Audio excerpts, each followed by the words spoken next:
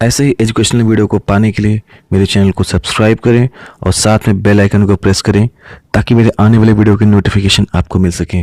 Okay, now let's start. Hello friends, कैसे हो आप सब। मैं विकास आपका स्वागत करता हूं आपके अपने ही YouTube channel e study with Anil sir में। जैसा कि आप जानते हैं, अभी हम प्राचीन भारत का इतिहास पढ़ रहे हैं। प्राचीन भारत के इस सफ़र में हम मौर्योत्तर काल तक पहुंच गए हैं। पिछले वीडियो में हमने वाकाटक वंश के बारे में पढ़ा। आज बारी है भारतीय राजवंश के अंतिम वंश नागवंश के बारे में पढ़ने की। दोस्तों, आज की वीडियो बहुत ही इंटरेस्टिंग और इम्पॉर्टेंट होने वाली है, क्योंकि आज की वीडियो में हम पढ़ेंगे विदेशी आक्रमणकारियों के बारे में। विदेशी आक्रमणकारियों के क्रम की बात करें तो सर्वप्रथम हिंद यवन, उसके बाद शक, फिर पल्लव और अंत में कुषाण ने भारत पर आक्रमण किया। हिंद यवनों के बारे में पढ़ने से पूर्व हम थोड़ा नागवंश के बारे में भी ज्ञान प्राप्त कर लेते हैं। वैसे तो नागवंश एग्ज़ाम के पॉइंट ऑफ व्यू से ज़्यादा इम्पोर्टेंट नहीं है, लेकिन जैसा कि हमने आपसे वादा किया है कि प्राचीन भारत के इतिहास की संपूर्ण नॉलेज हम आपको प्रोवाइड कराएंगे, तो यह वंश कवर करना हमारा फ़र्ज बनता है। तो दोस्तों, इसी के साथ ही हम शुरू करते हैं नागवंश को, वो भी बिना किसी देरी के। पुराण के अनुसार पद्मावती, मथुरा तथा नागपुर में नागकुलों का शासन था। जैसा कि हम जानते हैं, इतिहास की बहुत सारी जानकारी हमें पुराणों के माध्यम से ही प्राप्त होती है, तो पुराणों में ही इन नागकुलों का जिक्र किया गया है। इनके अनुसार पद्मावती, मथुरा तथा नागपुर में नागकुल निवास करते थे। पद्मावती के लोग भारशिव कहलाते थे। अगर हम बात करें, नागवंश जो कि पद्मावती में रहते थे उन्हें भारशिव कहते थे, और मथुरा के जो नागवंशी शासक थे उनका नाम था गणपति नाग, और पद्मावती के जो शासक थे उनका नाम था नागसेन। चंद्रगुप्त द्वितीय का विवाह नागवंशीय कन्या कुबेर नाग से हुआ था। दोस्तों, चंद्रगुप्त द्वितीय, जिन्हें हम चंद्रगुप्त विक्रमादित्य के नाम से भी जानते हैं, जब हम गुप्त वंश के बारे में पढ़ेंगे तो इनके बारे में डिटेल्ड स्टडी करेंगे। तो चंद्रगुप्त द्वितीय का जो विवाह हुआ था वो नागवंशीय कन्या के साथ ही हुआ था, जिनका नाम था कुबेर नाग। और चंद्रगुप्त द्वितीय ने सर्वनाग को विषयपति या प्रांतीय गवर्नर नियुक्त किया था। जैसा कि हम जानते हैं कि चंद्रगुप्त द्वितीय, इनके समय में भी गुप्त वंश बहुत ही बड़ा था, तो इनके समय में बहुत सारे छोटे छोटे क्षेत्र होते थे, उनको प्रांत या विषय के नाम से जानते थे। इनके बारे में हम डिटेल स्टडी करेंगे जब हम गुप्त वंश के बारे में पढ़ेंगे। अभी आप इतना जानिए कि पूरे देश को इन्होंने छोटे छोटे विषय और प्रांतों में डिवाइड कर रखा था। तो विषय और प्रांत के जो गवर्नर थे, इन्होंने चंद्रगुप्त द्वितीय ने सर्वनाग को बना दिया था। तो दोस्तों, इसी के साथ ही यह छोटा सा नागवंश हमारा यहीं समाप्त होता है। ये एग्ज़ाम के पॉइंट ऑफ व्यू से ज़्यादा इंपॉर्टेंट तो नहीं है, लेकिन ये उस समय प्राचीन भारत में एग्जिस्ट करता था, तो इसके बारे में भी आपको जानकारी होनी ही चाहिए थी।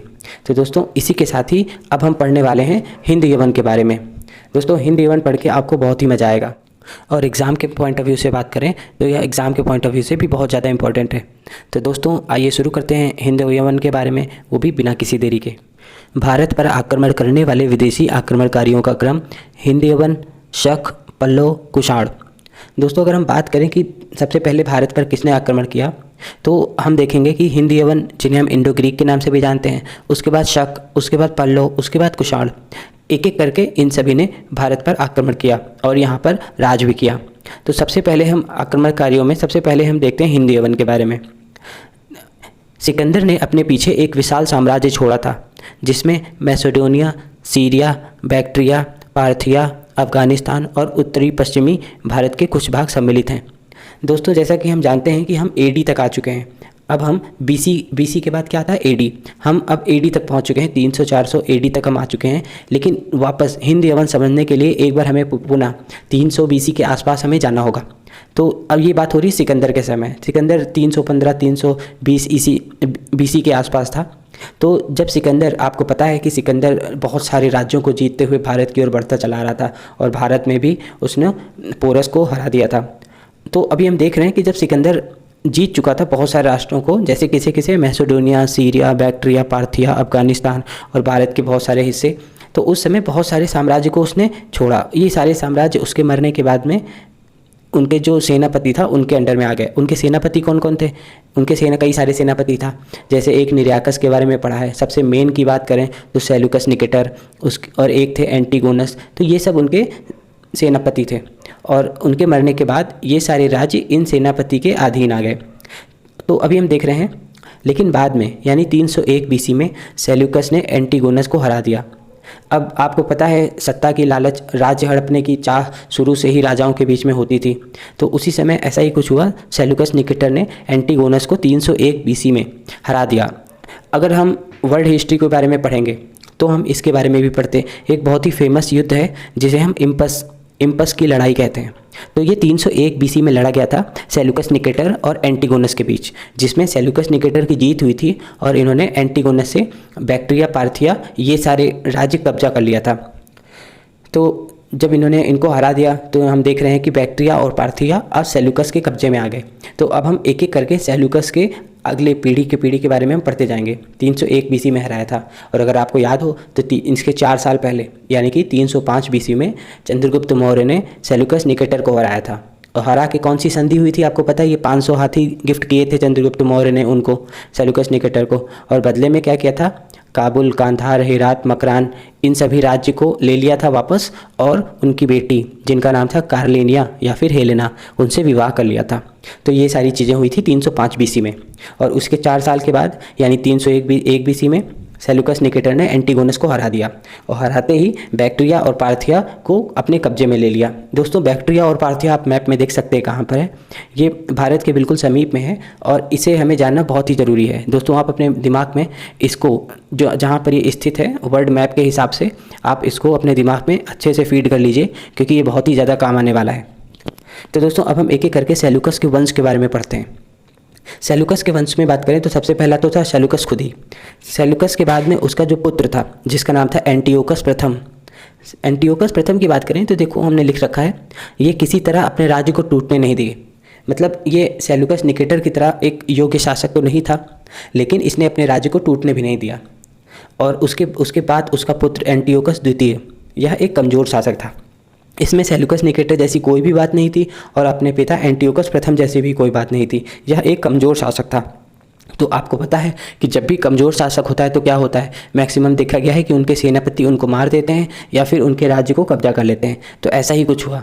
उस समय जो बैक्ट्रिया और पार्थिया उनके जो गवर्नर थे, बैक्ट्रिया के गवर्नर कौन थे? डियोडोटस प्रथम। और पार्थिया के गवर्नर कौन थे? आर्सेकस। इन लोगों ने अपने राज्य को इंडिपेंडेंट यानी कि स्वतंत्र घोषित कर लिया। अब जब योग्य शासक नहीं होगा तो फिर लोग अपने आप को स्वतंत्र घोषित कर लेते हैं। यहाँ पर एंटियोकस द्वितीय इनका गवर्नर ही था, डियोडोटस प्रथम और आर्सेकस। आर्सेकस ने पार्थिया को स्वतंत्र घोषित कर लिया और डियोडोटस प्रथम ने बैक्ट्रिया को स्वतंत्र घोषित कर लिया। अब हम देखते हैं बैक्ट्रिया यानी कि डियोडोटस के बारे में। अभी डियोडोटस का कब्जा आ गया बैक्ट्रिया पर। तो डियोडोटस प्रथम का जो पुत्र था डियोडोटस द्वितीय, इसके समय तक तो आते आते बैक्ट्रिया पूरी तरीके से इनके कब्जे में आ गया था। डियोडोटस प्रथम के समय में तो थोड़ी बहुत आशंका रह गई थी, लेकिन डियोडोटस सेकंड ने यह कमी भी पूरी कर दी। लेकिन एक गड़बड़ हो गई। डियोडोटस सेकंड को उसी का एक सेनापति जिसका नाम था यूथिडेमस, उसने मार डाला और मारकर बैक्ट्रिया पर अपना कब्जा कर लिया। तो दोस्तों, अभी हम देख रहे हैं सेल्यूकस से बैक्ट्रिया को छीन लिया था डियोडोटस प्रथम ने, और उसका पुत्र था डियोडोटस सेकंड। अब डियोडोटस सेकंड को उसी का एक सेनापति यूथिडेमस मार डालता है। तो इस बात को जब सेल्यूकस के वंशजों को पता चलता, उस समय सेल्यूकस के वंशजों में सेल्यूकस थर्ड था, तो जब सेल्यूकस थर्ड को यह बात पता चली कि यूथिडेमस ने डियोडोटस सेकंड को मार दिया है, तो वो बहुत ही खुश हुए और यूथिडेमस को अपने राज्य में मिलने के लिए बुलाया। लेकिन यूथिडेमस वहाँ पे उनके राज्य में मिलने के लिए नहीं गए, बल्कि अपनी जगह पे अपने पुत्र जिसका नाम था डेमेट्रियस उसको भेज दिया कि जाओ तुम सेल्यूकस थर्ड से मिल के आओ। अब डेमेट्रियस बहुत ही महान और बहादुर था और एक अच्छा वक्ता भी था, और सेल्यूकस थर्ड यूथिडेमस के पुत्र डेमेट्रियस से बहुत ही ज़्यादा प्रभावित होते हैं और अपने पुत्री का विवाह डेमेट्रियस से करा देते हैं, और यह वचन भी देते हैं कि अब आप बैक्ट्रिया पर फ्रीली आप अपना राज्य कर सकते हैं, हम आपको कभी भी परेशान नहीं करेंगे, हम बैक्ट्रिया को आपसे कभी भी नहीं छीनेंगे, बैक्ट्रिया अब आपका ही है। तो डेमेट्रियस इससे बहुत ही ज़्यादा खुश होता है और डेमेट्रियस अब अपने राज्य का विस्तार करने के लिए भारत की ओर आगे बढ़ जाता है। तो जब भारत की ओर ये आगे बढ़ता है तो उस समय जब सेल्यूकस फोर्थ आता है तो सेल्यूकस फोर्थ देखता है कि अब तो बैक्ट्रिया पर डेमेट्रियस है नहीं, डेमेट्रियस तो भारत में चला गया है, तो अब बैक्ट्रिया कमज़ोर पड़ रहा है। तो इसने अपने सेनापति जिसका नाम था यूकेथ्राइडीज, इसको भेज देता है कि आप जाओ और बैक्ट्रिया पर कब्जा कर लो। तो यूक्रेटाइडिस चले आए बैक्टीरिया पर कब्जा करने और बैक्टीरिया को कब्जा कर भी लेता है। तो अब बैक्टीरिया कब्जा कर लिया, अब इनका भी मन होता है कि ये भी राज्य का विस्तार करे, तो ये भी भारत की ओर निकल पड़ते हैं भारत को जीतने के लिए। तो अब हम दो वंशों के बारे में पढ़ेंगे, एक हम पढ़ेंगे यूक्रेटाइडिस वंश के बारे में और एक हम पढ़ेंगे डेमेट्रियस के बारे में। तो दोस्तों आई होप यह एक समरी था जो कि आपके मन में पूरी तरीके से क्लियर हो गया होगा। अगर ये समरी आपके मन में पूरी तरीके से क्लियर है तो आपको आगे की चीज़ें बहुत ही आसानी से समझ में आएंगी। इसी समरी को अब हम एक एक करके एलोबरेट करके पढ़ेंगे, एक एक पॉइंट्स में पढ़ता जाऊंगा और आप इसको अपने दिमाग में इमेजिन करते जाइए। इमेजिन करने के लिए ये जो फैमिली ट्री टाइप स्ट्रक्चर दिया हुआ है इसको अपने दिमाग में आपको सेव करके रखना पड़ेगा, क्योंकि सारे के सारे पॉइंट्स आपको इसी के ऊपर बेस्ड मिलेंगे। तो दोस्तों हम जानते हैं सेल्यूकस निकेटर के बारे में। ये सिकंदर द ग्रेट, जिन्हें हम अलेक्जेंडर के नाम से भी जानते हैं, उनका सेनापति था। तो जब सिकंदर की मृत्यु हो गई उसके बाद में उसके जीते हुए बहुत सारे राज्यों पर इनके सेनापति और बहुत सारे लोगों का कब्जा हो गया। तो इनके सेनापति में एक जल सेनापति था जिसका नाम था निरियाकस, एक का नाम था एंटीगोनस, एक का नाम था सेल्यूकस, ऐसे ही बहुत सारे इनके सेनापति थे। लेकिन सबसे जो मेन सेनापति था वो था सेल्यूकस निकेटर। ये बहुत ही योग्य और बहुत ही महान और एक बहुत ही शक्तिशाली सेनापति था। तो इन्होंने क्या किया, 301 BC में सेल्यूकस ने एंटीगोनस को इम्पस की लड़ाई में इनको मार डाला और बैक्ट्रिया और पार्थिया पर अपना कब्जा कर लिया। तो सेल्यूकस का जो पुत्र था एंटियोकस प्रथम, वह योग्य शासक नहीं था लेकिन बेकार शासक भी नहीं था। उसने क्या किया था, अपने राज्य को टूटने नहीं दिया। लेकिन जब एंटियोकस सेकंड आए तो यह एक कमज़ोर शासक था। इसके शासनकाल में इसी का फ़ायदा उठाकर बैक्ट्रिया और जो पार्थिया, इनके जो गवर्नर थे, इन्होंने अपने राज्य को स्वतंत्र घोषित कर लिया और एंटियोकस सेकंड कुछ भी नहीं कर पाए। तो दोस्तों हम देख सकते हैं कि एंटियोकस सेकंड अपने पिता और अपने दादाजी के जैसे महान नहीं थे और इन्होंने इनके समय में गवर्नर जो थे बैक्ट्रिया और पार्थिया के, उन्होंने अपने राज्य को क्या कर लिया, इंडिपेंडेंट यानी कि स्वतंत्र कर लिया। डियोडोटस सेकंड के आते आते बैक्ट्रिया पूरी तरीके से कब्जा हो गया था। बैक्ट्रिया को कब्जा किया था डियोडोटस प्रथम ने और डियोडोटस प्रथम का जो पुत्र था डियोडोटस सेकंड, उसके समय तक आते आते बैक्ट्रिया पूरी तरीके से इनके कब्जे में आ गया। अब डियोडोटस सेकंड की हत्या उसी के एक सेनापति यूथिडेमस ने कर दी। ये हमने अभी ऊपर के एक्सप्लेनेशन में पढ़ा ही था। तो दोस्तों हम देख सकते हैं कि डियोडोटस सेकंड को उसी का एक सेनापति जिसका नाम था यूथिडेमस, उसने मार डाला और मारकर बैक्ट्रिया पर अपना कब्जा कर लिया। उस समय सेल्यूकस के वंश का ही राजा सेल्यूकस थर्ड का शासनकाल बाकी के राज्यों पर चल रहा था। बाकी के राज्यों की बात करें तो जैसे सीरिया और उसके आसपास के राज्यों पर सेल्यूकस थर्ड का शासन चल रहा था। सेल्यूकस थर्ड को जब ये बात पता चली कि यूथिडेमस ने डियोडोटस सेकंड की हत्या कर दी है तो उसे अपने दरबार में मिलने के लिए बुलाया। लेकिन जैसा हमने देखा उसने यानी कि यूथिडेमस ने जाने से मना कर दिया और अपने पुत्र डेमेट्रियस को सेल्यूकस थर्ड से मिलने के लिए भेज दिया। जब डेमेट्रियस, अच्छा अगर हम डेमेट्रियस की बात करें, डेमेट्रियस कौन था, यूथिडेमस का पुत्र। यूथिडेमस वही सेनापति था जिसने मारा था। तो उसका जो पुत्र था डेमेट्रियस, वो बहुत ही महान और बहादुर था। इनकी मुलाकात जब सेल्यूकस थर्ड से होती है तो सेल्यूकस थर्ड इनसे बहुत ही ज़्यादा प्रभावित होते हैं और अपनी पुत्री का विवाह इनसे यानी कि डेमेट्रियस से कर देते हैं और कहते हैं कि अब आप बैक्ट्रिया पर जाओ, आराम से राज्य करो, शासन करो, हम आपके बैक्ट्रिया पर कभी भी हमला नहीं करेंगे, यह सदैव आपका ही रहेगा। तो जैसा कि हम जानते हैं कि डेमेट्रियस बहुत ही बहादुर था और बहादुर लोग हमेशा अपने राज्य का विस्तार करना चाहते हैं। तो उसने भारत पर आक्रमण करने को सोचा और उसने अफ़गानिस्तान, पंजाब, सिंध के बहुत बड़े क्षेत्र पर अपना अधिकार कर लिया। अब इसका ध्यान बैक्ट्रिया की तरफ लगभग ना के बराबर हो गया। अब ये भारत की तरफ इंटरेस्टेड हो गए और बैक्ट्रिया पे इनका ध्यान गया ही नहीं, तो बैक्ट्रिया कमज़ोर होता गया। उधर सीरिया की बात करें तो सेल्यूकस फोर्थ आ चुके थे, राजगद्दी पर बैठ चुके थे। उन्होंने देखा कि ये तो भारत पर आक्रमण करने में व्यस्त हैं, बैक्ट्रिया पर इनका ध्यान ही नहीं है, तो अब हम क्या करते हैं, बैक्ट्रिया पर कब्जा कर लेते हैं। तो इसने सेल्यूकस फोर्थ ने अपने सेनापति जिसका नाम था यूक्रेटाइडिस, उसको भेज देता है बैक्ट्रिया कि जाओ और बैक्ट्रिया पर कब्जा कर लो। यूक्रेटाइडिस बैक्ट्रिया को जीत लेता है और अब वह भी भारत की तरफ आक्रमण करने के लिए आ जाता है। हम देख सकते हैं कि सभी के सभी चाहते हैं भारत की तरफ ही आक्रमण करने के लिए परेशान है, सब भारत पर कब्जा करना चाहते हैं। एक उधर डेमेट्रियस बैक्ट्रिया के बाद धीरे धीरे भारत में घुसा है, अफगानिस्तान, पंजाब, सिंध, इन सब के बहुत सारे क्षेत्रों को जीत लिया। अब इसके बाद हम देख रहे हैं कि यूक्रेटाइडिस भी बैक्ट्रिया के थ्रू इंडिया में घुसने का प्रयास करने लगे। तो अतः भारत में दो यवन आक्रमण, कौन कौन से थे दो यवन, डेमेट्रियस और यूक्रेटाइडिस, इन लोगों ने भारत पर आक्रमण किया। तो अब हम इन्हीं दोनों के वंश के बारे में पढ़ेंगे। तो सबसे पहले हम पढ़ते हैं डेमेट्रियस वंश के बारे में। डेमेट्रियस यह पहला यवन आक्रमणकारी था। तो दोस्तों अगर आपसे पूछा जाता है एग्जाम में कि सबसे पहला यवन आक्रमणकारी कौन था, तो आपको बताना है वो थे डेमेट्रियस। और इसने पंजाब का एक बहुत बड़ा भाग जीत लिया था।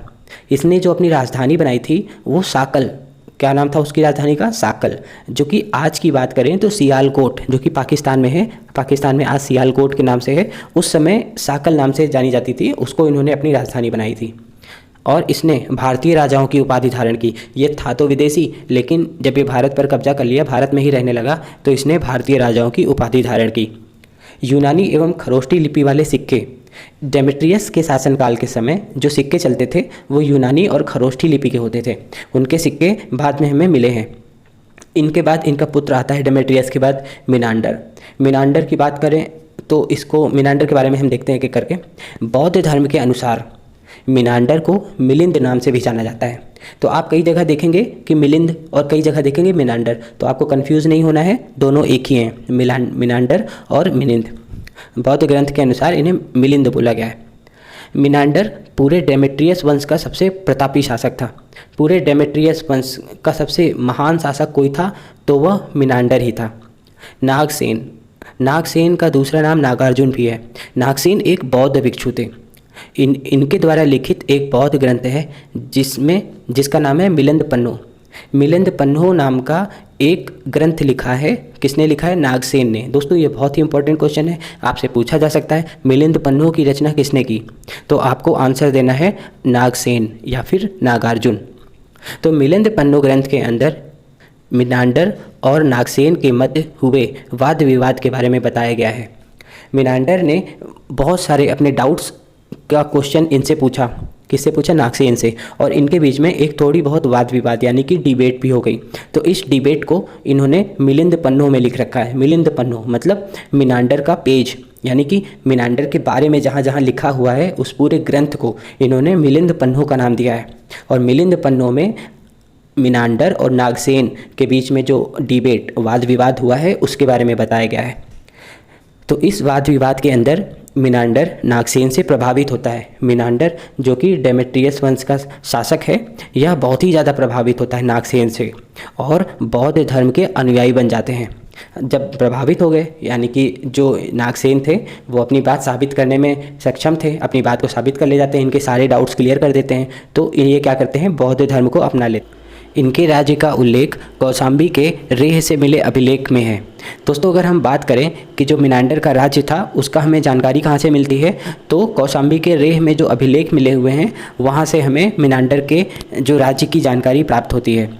इनके द्वारा चलाए गए सिक्के गुजरात के बड़ौच ज़िले से प्राप्त हुए हैं। तो अगर हम बात करें कि मिलिंद यानी कि मिनांडर के समय जो सिक्के चलते थे वो आज गुजरात के बड़ौच ज़िले से प्राप्त हुए हैं।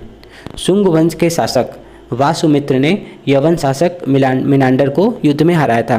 दोस्तों शुंग वंश के बारे में हमने पहले ही पढ़ रखा है और उसमें अगर आपको ध्यान हो तो हमने पढ़ा था कि शुंग वंश का जो शासक था जिसका नाम था वासुमित्र शुंग, उसने मिनांडर को युद्ध में परास्त किया था।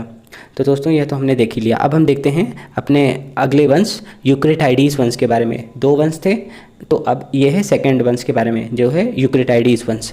इनकी जो राजधानी थी, इन्होंने अपनी राजधानी तक्षशिला में बनाई। दोस्तों यूक्रेटाइडीज वंश का जो पहला शासक था, कौन था फर्स्ट शासक? वो था यूक्रेटाइडीज इटसेल्फ। तो यूक्रेटाइडीज के बारे में और कोई भी जानकारी हमें प्राप्त नहीं है। यूक्रेटाइडीज ने अपनी जो राजधानी थी वो तक्षशिला में बनाई थी। उसके बाद उनका पुत्र जिनका नाम था एंटियालकिड्स, एंटियालकिड्स शासक बना। तो एंटियालकिड्स ने लड़ाई ना लड़ने को सोचा। एंटियालकिड्स एक बहुत ही शांत स्वभाव के थे और ये युद्ध में बिलीव नहीं करते थे, ये शांति में ज़्यादा बिलीव करते थे। तो इन्होंने सोचा कि ये युद्ध नहीं करेंगे। इसने अपने राजदूत हेलियोडोरस को शुंग शासक भागभद्र के दरबार में भेजा। दोस्तों हिस्ट्री लिंक करके पढ़ने वाले सब्जेक्ट्स में से एक है। दोस्तों अभी हम देख रहे हैं कि अभी हमने पिछली बार मिनांडर के बारे में पढ़ा, अभी हम पढ़ रहे हैं एंटियालकिड्स के बारे में यानी कि यूक्रेटाइडीज वंश के बारे में। तो दोस्तों आपको ये याद रखना है कि जब ये दोनों वंश भारत में प्रवेश करें तो उस समय किसका शासनकाल चल रहा था? तो उस समय चल रहा था शुंग वंश का शासनकाल। तो अभी शुंग वंश के बारे में हम देख रहे हैं, तो इसमें हमने क्या देखा कि एंटियालकिड्स इन्होंने सोचा कि ये लड़ाई नहीं करेंगे, लड़ाई ना करने को सोचा। ये एक शांति प्रिय शासक थे, शांति का बढ़ावा देते थे। इन्होंने अपने राजदूत जिसका नाम था हेलियोडोरस को शुंग शासक भागभद्र के दरबार में भेजा। इसके बाद हेलियोडोरस ने भागवत धर्म को अपना लिया और विदिशा में एक गरुड़ स्तंभ की स्थापना कराई जिस पर वासुदेव लिखा हुआ था। दोस्तों हमने शुंग वंश के बारे में पढ़ा था, उसमें 10 शासक हुए थे। तो जो नवा शासक था जिसका नाम था भागभद्र, उन्हीं के दरबार में हेलियोडोरस को भेजा था। किसने भेजा था? एंटियालकिड्स ने। हेलियोडोरस एंटियालकिड्स का राजदूत था। इन्होंने भेजा कि जाओ तुम शुंग शासक भागभद्र से मिल कर आओ, और जिससे कि हेलियोडोरस बहुत ही ज़्यादा प्रभावित हुए और गरुड़ स्तंभ की स्थापना भी की हेलियोडोरस ने, ठीक है, जिस पर वासुदेव लिखा हुआ है। तो ये सारी चीज़ें हैं। तो जैसा अभी हमने पिछले भी बात की है कि हिस्ट्री लिंक करके पढ़ने वाले सब्जेक्ट्स में से एक है। जब भी आप हिस्ट्री को पढ़ो तो एक समय में एक से ज़्यादा, कई बार होते हैं कि एक से ज़्यादा शासक, एक से ज़्यादा वंश राज्य कर रहे होते हैं। तो आप जब भी हिस्ट्री को पढ़ो तो उस समय उसी के समकालीन जो दूसरे वंशज, जो भी दूसरे वंश चल रहे थे, उसके बारे में भी आपको पढ़ना होगा, उसके बारे में भी आपको पूरी जानकारी होनी चाहिए, तभी आप हिस्ट्री को अच्छे से समझ सकते हैं। तो अभी हम देख रहे हैं, अब हम कुछ इम्पॉर्टेंट फैक्ट देखते हैं इसके बारे में। तो दोस्तों वैसे तो हमने एक एक करके सभी चीज़ें पढ़ लिया है, अभी हम कुछ इम्पॉर्टेंट चीज़ देखते हैं। क्या क्या इम्पॉर्टेंट चीज़? ये तो हमने देख ही लिया कि मिनांडर ने नागसेन यानी कि नागार्जुन से बौद्ध धर्म की शिक्षा दीक्षा प्राप्त की। उसके बाद देखते हैं इंडो ग्रीक शासनकाल में सिक्कों पर राजा का नाम लिखा होता था। तो जो इंडो ग्रीक शासनकाल के समय में सिक्के मिले हुए हैं उस पर राजाओं का नाम अंकित होता था, जिससे हमें आज की जानकारी प्राप्त होती है कि आज हमें पता चल जाता है कि उस समय कौन से राजा थे, कौन से क्या थे, सबके बारे में पता चल जाता है उन्हीं सिक्कों के ऊपर। मिनांडर के प्रश्न एवं नागसेन के द्वारा दिए गए उत्तर एक उत्तर पुस्तिका के रूप में संग्रहित है जिसका नाम मिलिंद पन्नो अर्थात मिलिंद के प्रश्न या मिलिंद प्रश्न है। तो ये हमने पहले भी देख रखा है कि मिनांडर और नागसेन इन दोनों के बीच में जो वाद विवाद हुआ था उसको एक बुक के फॉर्म में लिख दिया है नागसेन ने, जिन्हें मिलिंद पन्नो के नाम से जाना जाता है। हिंद यूनानी भारत के पहले शासक हुए जिनके द्वारा जारी किए गए सिक्कों के बारे में निश्चित रूप से यह कहा जा सकता है कि सिक्के किन राजाओं के हैं। तो दोस्तों अभी हमने ऊपर ही पढ़ा कि जो इंडो ग्रीक यानी कि हिंद यवन शासनकाल के जो राजा होते थे वो अपने सिक्कों पर अपना नाम अंकित करवा देते थे। तो जब नाम अंकित होता था तो ये तो हम निश्चित रूप से कह ही सकते हैं कि उस समय कौन सा राजा राज्य कर रहा होता था। आगे देखते हैं, भारत में सबसे पहले हिंद यूनानियों ने ही सोने के सिक्के जारी किए। दोस्तों this is the most important question, आपको इसको ज़रूर याद रखना है कि सबसे पहले सोने के सिक्के किसने जारी किए भारत में। तो आपको बताना है कि हिंद यूनानियों ने। आप बहुत से लोग इस क्वेश्चन में कंफ्यूज हो जाते हैं, बट आपको नहीं होना है। भारत में सबसे पहले हिंद यूनानियों ने ही सोने के सिक्के जारी किए थे। इंडो ग्रीक ने भारत के पश्चिमोत्तर सीमा प्रांत में यूनान की प्राचीन कला चलाई जिसे हेलेनिस्टिक आर्ट कहते हैं। भारत में गांधार इसका उत्तम उदाहरण है। तो दोस्तों जो कला शैली, जो पेंटिंग, मूर्ति बनाना और मंदिर बनाना, बहुत सारी चीज़ों का जो निर्माण होता था उसमें जो शैली लगती थी उसको कला शैली बोलते थे। तो उस समय जो इंडो ग्रीक के द्वारा बनाए गए कला शैली थी उसको हेलिस्टिक आर्ट के नाम से भी जाना जाता है। और अगर हम भारत की बात करें तो गांधार कला जो है वो इसका एक उत्तम उदाहरण है। यूनानियों ने पर्दे का प्रचलन आरंभ कर भारतीय नाट्य कला के विकास में योगदान दिया। जो आज हम लोग थिएटर में जाके पर्दा देखते हैं तो उसका जो वो स्टार्ट किसने किया था? यूनानियों ने ही किया था। तो यूनानियों ने पर्दे का प्रचलन आरंभ करके भारतीय नाट्य कला के विकास में योगदान दिया था। चूँकि पर्दा यूनानियों की ही देन है इसलिए वह यवनिका के नाम से प्रसिद्ध हुआ।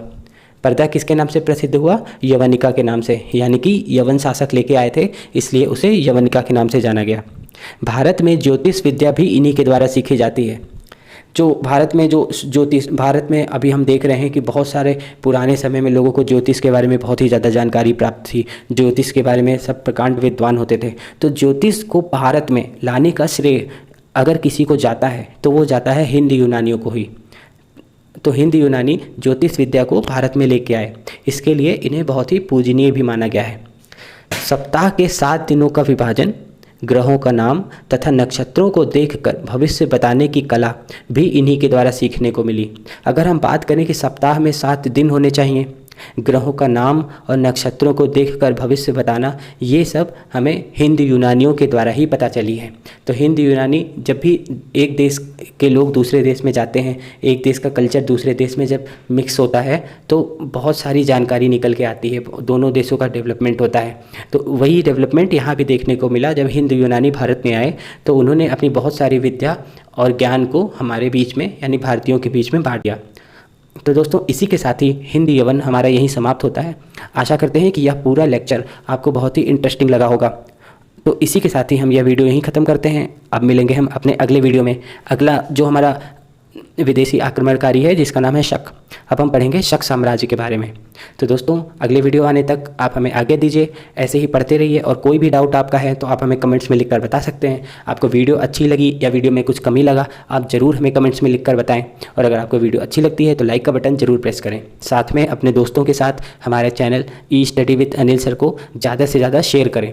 और अगर आपने अभी तक सब्सक्राइब नहीं किया हमारे चैनल को तो ज़रूर सब्सक्राइब करें। धन्यवाद।